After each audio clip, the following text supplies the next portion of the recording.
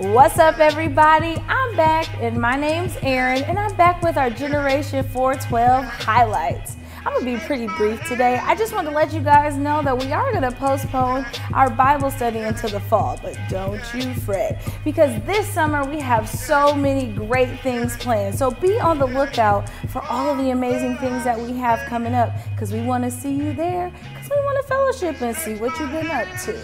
And I get the chance to recognize our spotlight for this month. She's one of my favorite people in the whole wide world.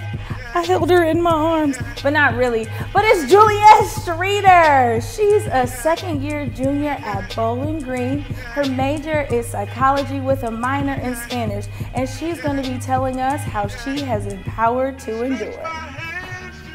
Good morning, Mount Calvary. It is I, Juliette. How's it going? I wanted to talk to you about how I got through the school year, because COVID didn't make it any easier. Being isolated did not help, and I had to figure out how to keep going in the midst of it all. I was an RA for the first year, for my first time ever, so that's a resident advisor, so it's my job to take care of about like 20 other freshmen, and I think I had one senior and one junior. And so I had to manage taking care of them and making sure they had their things together, and then also taking care of me. If I'm being honest, Gabe, this was my worst year academically, mentally, physically. The gym was right across the street and I didn't go.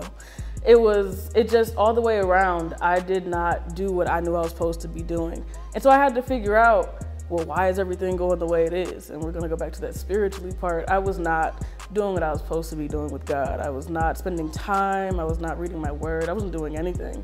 But I realized that even when you're running away or feel like you're not doing the right thing, He still puts people in place and situations in place to keep you on track. And He will get through to you somehow, whether He has to slap you in the face or flick you in your nose, or you just be obedient.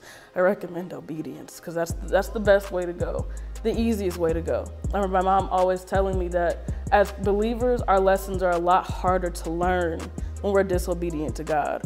So I learned that, like, one of my best friends now from school, very connected to Jesus all the time, and she would see me and know what's going on, and I didn't even say anything. I don't know if anybody else experiences that, but there are people, I feel like, in other situations when you didn't say anything to anybody, and there's still somebody there who was able to help you, and God still kept me and was there for me even when I didn't show up at all for Him. And so as far as academics and mental health and things of that nature, you can't fix a problem if you don't acknowledge you have a problem. So I ended up talking to my parents, I ended up talking to professors, things of that nature, and getting stuff together. Because you can't be better and do better if you don't recognize that you're not doing what you're supposed to be doing. So, in short, in summary, being isolated did not help me. I needed community. What kept me going was community. Popping in on the little Zoom calls to say hi to Pastor Dennis and my granny and Garrick and all those people, to see everybody on a Sunday. Being there and being able to see people and know that people care about you makes a difference. Because sometimes when you're as isolated, I had no roommate, just by myself.